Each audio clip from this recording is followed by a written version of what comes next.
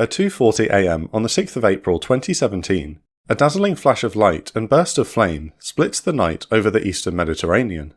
The sharp lines of the destroyers USS Ross and USS Porter are illuminated by fire and burning rocket motors, as the first of 60 Tomahawk cruise missiles erupt from their silos and nose over, sweeping east towards the Syrian coast. A quick word on this week's sponsor, War Thunder, a free-to-play military vehicle online combat game. Play massive combined arms battles on over 100 major battlefields with over 70 million players around the world. Jump into the action in more than 2,500 accurate real-world vehicles from the 1920s to the present day, including tanks, aircraft, helicopters and ships from 10 playable countries. With free major updates every couple of months, there's always new maps and vehicles to enjoy. Thanks to the game's intuitive mouse aim mode, you can fly any aircraft using nothing more than mouse and keyboard. Enjoy rich PvE content including dynamic historical campaigns and solo missions. Detailed vehicles, realistic graphics and authentic sound effects place you right at the helm of the most powerful war machines of our time. Play War Thunder now for free on PC, PlayStation or Xbox by using my link in the pinned comment or video description to sign up. New players and those who haven't played in 6 months will also receive a massive bonus pack on PC or consoles that includes multiple premium vehicles, the exclusive vehicle decorator Eagle of Valor, 100,000 Silver Lions and 7 days of premium account. This is available for a limited time only, so don't miss it. President Assad's Syrian Arab Army is in the midst of its offensive to clear Syrian rebel forces from the town of Hama and its surrounding area. Airstrikes against rebel-held towns behind the front line are not unusual, but 3 days earlier on the morning of the 4th of April 2017, a lone Su-22 fitter attack aircraft dropped what has been assessed to be an M4000 chemical bomb on the town of Khan Sheikhoun. At least 89 civilians are killed. It's the deadliest use of chemical weapons since the infamous attack in Ghouta in 2013. The symptoms of those exposed to the gas match those of the extremely lethal and illegal nerve agent sarin. This is the opinion of the US intelligence community as they brief President Donald Trump on the unfolding situation, an assessment which will be later confirmed by the Organization for the Prohibition of Chemical Weapons and the UN. One Tomahawk cruise missile suffers a malfunction, but the other 59 press on at low level towards their target, Shayrat Air Base. Shayrat has been identified as the base from which the strike was launched from. The US government hopes that by hitting it, it will dissuade Assad from using his chemical weapons arsenal and degrade his ability to do so. Popping up from low level, the first Tomahawks plunge down onto their targets. The base's SA-6 SAM battery is crippled, with missiles obliterating the battery's radar and destroying several launchers. The bulk of the T-LAMs smash through the reinforced concrete roofs of 13 hardened aircraft shelters and detonate their 1,000-pound high-explosive warheads, destroying any aircraft inside. US targeteers have made the deliberate choice to avoid the easily repaired runways and instead target fuel tanks, ammunition bunkers and maintenance areas to hinder the base's ability to operate aircraft. The US Defense Department assesses that all 59 missiles strike their targets and destroy around 20 Syrian combat aircraft. By 4 AM, the attack is over and the base lies burning. The Syrian and Russian governments condemn the strike and claim that only 23 American missiles struck the base and that just 6 unserviceable MiG-23s have been destroyed. The Shayrat strike is the first intentional military action against Syria by the United States, but despite the US government's hopes, it will not be the last. Almost exactly a year later, in April 2018, the Syrian civil war still rages on. The Syrian rebel forces continue to be pushed back in the face of renewed government offensive. The Syrian Arab Army, supported by Russian forces, is grinding down the insurgents' redoubt in eastern Ghouta. Their assault is typical of the Syrian and Russian approach to the fighting, using the intentional targeting of civilian infrastructure like hospitals to make life unbearable for civilians in the battle area and forcing them to flee for their lives. By depopulating the area, the Syrian forces are more easily able to finish off the rebels. Chemical weapons are the ultimate tool to enact this doctrine. On the 7th of April, Mi-8 HIP helicopters belonging to the Syrian Army's crack Tiger forces dropped barrel bombs on 2 blocks of flats in the city of Douma. Unlike the regular barrel bombs used by Syrian forces to bombard rebel-held areas, these are not packed with high explosives. At least 43 civilians in the buildings and the surrounding area are killed, and international authorities suspect the use of either chlorine or sarin gas. The attack is met with widespread international condemnation, particularly from the United States, United Kingdom and France. The following day, having been briefed by his advisors, US President Donald Trump posts a tweet deploring the attack and warning that there will be a big price to pay. Similarly, US Secretary of Defense James Mattis, when questioned by the media, refuses to rule out a military response. On the 9th of April, the United Nations Security Council holds an emergency meeting to discuss the response to the ongoing crisis. After condemning President Assad, the ambassador for the United States, Nikki Haley, proposes a draft resolution calling for the creation of an investigative mechanism to examine the attacks and identify the perpetrators. The Russian permanent representative, Vasily Nebenzia, claimed that Russian military personnel had visited the alleged site of the attack in Duma, which was now under Syrian government control, and found no evidence of chemical weapons. The vast majority of the Council supports the American resolution with 12 votes for, 2 against and 1 abstention, but is vetoed by the Russian Federation. Russia then proposes a resolution that would not identify the perpetrators and stipulates that Russia alone would have to review the findings of any investigation before it was published. This is rejected 7 votes to 6. That night, as anticipation of US military action grows, Syrian air defense units guarding Tias airbase detect 8 cruise missiles diving in from the south. The Syrian air defense forces claim that 5 are shot down, but some hit their targets, Iranian drones, and Quds Force personnel unloading a new Tor missile system at the base, revealing the attack to be another of the regular strikes by the Israeli Air Force. Tensions begin to spike on the 11th of April. President Donald Trump posts on Twitter, "Russia vows to shoot down any and all missiles fired at Syria. Get ready, Russia, because they will be coming, nice and new and smart. You shouldn't be partners with a gas-killing animal who kills his people and enjoys it." On the heels of this threat, the aircraft carrier USS Harry S. Truman and its strike group departs Norfolk Naval Base in Virginia, on what the US Navy states is a scheduled deployment to the Middle East. It is at least 7 days sailing from the Syrian coast. A month before the Duma attack, the Russian Chief of General Staff, Valery Gerasimov, had threatened to shoot down any Western cruise missiles and attack their launch platform if the strikes appeared to threaten Russian personnel stationed in Syria. This threat is reiterated on the 11th by the Russian ambassador to Lebanon. With thousands of Russian troops attached to Syrian military installations across the country, this is a considerable concern. Russia's standing defences are considerable, with the long-range SA-21 Growler surface-to-air missiles stationed at the Russian airbase in Latakia, and SA-23 Gladiator stationed at Tartus, as well as many short-range systems. Commentators note the presence of an A-50 mainstay AWACS aircraft, with flights of Su-30 SM Flanker H multi-role fighters maintaining standby combat air patrols over western Syria. Photographic evidence appears to show at least one Su-34 fullback strike aircraft patrolling over the Syrian coastal areas, armed with AS-20 Kayak anti-ship missiles.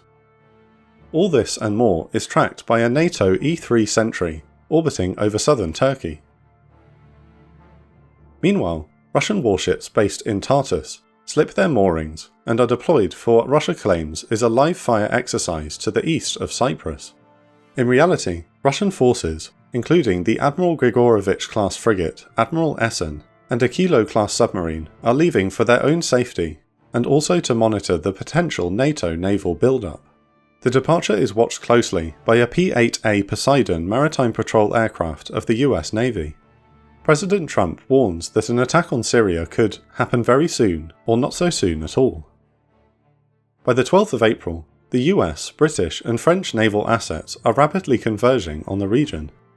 Arleigh Burke-class destroyers USS Donald Cook and USS Winston S. Churchill are moving into the eastern Mediterranean, both armed with Tomahawk cruise missiles.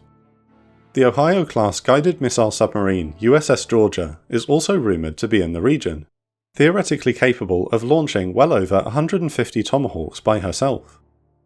Joining the American warships is the Royal Navy air warfare destroyer HMS Duncan. Steaming across the Med from southern France is a powerful surface action group of 6 warships, centred on the guided missile frigate Aquitaine and her sisters Auvergne and Languedoc. That evening, British Prime Minister Theresa May holds a cabinet meeting in 10 Downing Street. After 2 hours of discussion, the British government agrees to participate in any US-led strike against Syria. The war of words continues the next day. Russian Foreign Minister Sergei Lavrov publicly claims that the Duma chemical attack was staged, adding that intelligence agencies of a state now striving to spearhead a Russophobic campaign were involved in that fabrication. This is a veiled reference to the UK, whose relations with Russia are at an all-time low since the Russian GRU's assassination attempt against Sergei Skripal in Salisbury with the deadly Novichok chemical weapon. With an air of anticipation building, the UN Secretary-General Antonio Guterres issues a chilling warning. The Cold War is back, with a vengeance, but with a difference. The mechanisms and safeguards to manage the risks of escalation that existed in the past no longer seem to be present. In the early hours of the 14th of April, airmen of the United States, United Kingdom and France receive their final briefings and clamber aboard their aircraft. 5 Rafale B strike aircraft begin to take off from the runway at Saint-Dizier Air Base. Despite being weighed down by external fuel tanks and a pair of Scalp cruise missiles, the Rafales accelerate rapidly, afterburners blazing, and turn south. As they settle into their long flight, they are joined by a flight of 4 Mirage 2000s. Bristling with air-to-air missiles, the Mirages sweep ahead of the Rafales, ready to tangle with any airborne threat. Refuelling mid-air, the strike package continues across the Mediterranean under the watchful eye of a French Air Force E-3F AWACS aircraft. Screening ahead, alongside the Mirages, is a wave of American fighters. 4 F-15C Eagles and 4 F-16C Fighting Falcons sweep towards the coast of Syria, with live AMRAAMs under their wings. Their mission is defensive counter-air, to form a protective screen for the fleet of coalition warships and aircraft. To their south, 4 Royal Air Force Typhoons from RAF Akrotiri in Cyprus complete the wall of fighters. Faced with this firing line of coalition air power, no Russian flankers attempt to intervene. Behind the protective screen is an armada of supporting assets. The French AWACS coordinates the operation, while over a dozen American, French and British tankers fly circuits, keeping the coalition aircraft airborne. A US Air Force RC-135 rivet joint and an RQ-4 Global Hawk drone patrol west of Israel and Lebanon, carefully tracking and listening in on the Syrian and Russian response. Off the Syrian coast, the Russian frigate Admiral Essen shadows close to the northern surface group. HMS Duncan keeps a watchful eye on the approaching warship. Small but heavily armed, the Admiral Essen could pose a serious threat to the force if Russia chooses to retaliate. Evidently, she is choosing to linger around the USS Donald Cook and the USS Winston S. Churchill, whose Tomahawk missiles are likely to make up the bulk of the strike. Little do the Russians and Syrians know they have fallen for a deception. Far away in the Persian Gulf, the first of 23 Tomahawk land attack missiles or TLAMs erupt from their silos aboard the Arleigh Burke-class guided missile destroyer, the USS Higgins. On the other side of the Arabian Peninsula, the guided missile cruiser USS Monterey and destroyer USS Laboon add 37 more TLAMs to the swarm of cruise missiles snaking north over the sands of Iraq and Saudi Arabia, from the exact opposite direction the Syrian and Russian air defences are expecting. Undetected and unseen in the darkness, 4 F-22 Raptors lurk inside the Syrian air defence zone. The stealth fighters are tasked with preventing any retaliation against coalition ground forces by aircraft. Behind them, 2 B-1B Lancers from Al Udeid Air Base in Qatar reach their launch point just inside Syrian airspace. A US Marine Corps EA-6 Prowler trails the bombers, ready to leap to their defence electronically with its powerful radar jamming gear as the bomb bay doors swing open. 19 stealthy JASSM cruise missiles fall from the Lancer's rotary launchers and streak towards Damascus. Over the Mediterranean, it is the turn of the French and Royal Air Forces to join the fray. The Rafales reach their launch point, perform final checks on their weapons, and release. Stubbornly, one Scalp refuses to launch, but 9 of the stealthy cruise missiles separate smoothly and burst to life, diving to low altitude to slip under Syrian radar coverage. Just to the south, 4 RAF Tornado GR4s from RAF Akrotiri begin their strike. Each is armed with a pair of Storm Shadow missiles, the British name for the Anglo-French Scalp.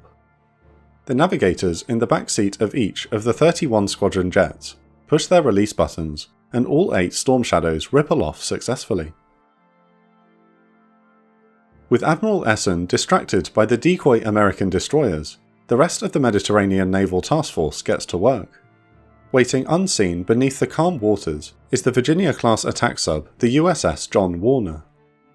The water around her vertical launch systems boils as one after another 6 Tomahawks swim towards the surface and burst skywards out of their watertight canisters. The entire attack has been coordinated so all of the missiles will strike simultaneously and overwhelm enemy air defences, so there is only a small window of time for each unit to fire its weapons. As their allotted time approaches, the crew of the French frigate Aquitaine prepares to launch 3 MCDN missiles. The crew encounters technical issues and are unable to fire. Realising they won't be ready in time, they ask their sister ship Olvenia to stand in. Olvenia is marked to act as the reserve, and should be standing by to take over, but her crew also encounters technical issues. The French Navy has only conducted 1 test firing of the MCDN, and even that was 3 years ago, so few sailors and officers have practical experience using the weapon. With the short window slipping away, Olvenia hands the strike over to the final frigate on station, Languedoc. Languedoc's crew rapidly steps in, and as the seconds tick by, the crew arm her missiles. Finally, she is illuminated by the brilliant light of the booster rockets as the 3 MCDNs salvo off and race into the night, just in time. 105 cruise missiles are airborne, surging towards just 3 targets. 4 AM is the time on target chosen by coalition planners, primarily to avoid civilian casualties. In an excellent display of international military cooperation, all 105 missiles scream in and strike their targets within 2 minutes of the first impact. All 19 of the JASSMs from the B-1s and 57 Tomahawks obliterate the Scientific Studies and Research Centre in the Bazaar district of Damascus. The research centre is claimed by coalition forces to be involved in the production of chemical weapons for the Assad regime. 7 of the French Scalp cruise missiles impact the second target, a suspected chemical weapons bunker near Him-Shinsar, west of Homs. The Scalp's bunker-busting warhead makes it the ideal weapon for this task, and US damage assessments deem the attack a success. The final target is another chemical weapons storage site near Him-Shinsar. This larger facility is targeted by the rest of the missiles. 8 British Storm Shadow bunker-busting cruise missiles, 9 US Tomahawks, as well as the 3 French MCDNs and the other 2 Scalps, smash the target to pieces. This final target is also later assessed to be successfully destroyed. All of the coalition strike aircraft will return to base safely, and no retaliatory strikes are launched against any British, French or American warships or bases. While Russian air defense and aircraft are active, they make no move to respond. In a White House address, President Donald Trump announces, "The nations of Britain, France and the United States of America have marshalled their righteous power against barbarism and brutality. The purpose of our actions tonight is to establish a strong deterrent against the production, spread and use of chemical weapons." The only response from the Syrian and Russian governments is that of outcry. President Assad of Syria condemns what he calls a flagrant violation of international law, and warns that American, French and British aggression against Syria will fail. Sergei Lavrov claims the attacks are unacceptable and lawless. One Russian government official even publicly compares President Trump to Adolf Hitler for ordering the strikes. The Russian government questions the effectiveness of the strikes, claiming that 71 of the cruise missiles were shot down by Syrian air defences. This claim is dismissed by the US Department of Defense, who in return claim that the Syrian Air Defense Force only opened fire after the strike was complete. In January 2023, The Organisation for the Prohibition of Chemical Weapons released its third and most recent report on the 7th of April chemical attack in Douma. While there have been allegations of continued use of chemical weapons by the Syrian government, as of the time of writing, there have been no fatal gas attacks since the 2018 missile strikes. Play War Thunder now for free on PC, PlayStation or Xbox by using my link in the pinned comment or video description to sign up. New players and those who haven't played in 6 months will also receive a massive bonus pack on PC or consoles. This is available for a limited time only, so don't miss it. Thanks again to our amazing patrons, without which we wouldn't be able to produce videos like this. Welcome to all our new patrons this month, and a special thanks to our patron of the week, Jackie Carson. Each week we choose our favourite Patreon comments to shout out. This week, Mark Paz says, "Brilliant coordination by the coalition in making this happen, leaving Syria, including its major supporter, wonder what just happened." If you'd like to support us, please join our Patreon at patreon.com/The Operations Room and get access to exclusive benefits such as early access to videos ad and sponsor free. We would love to have you as part of our community and really appreciate your support.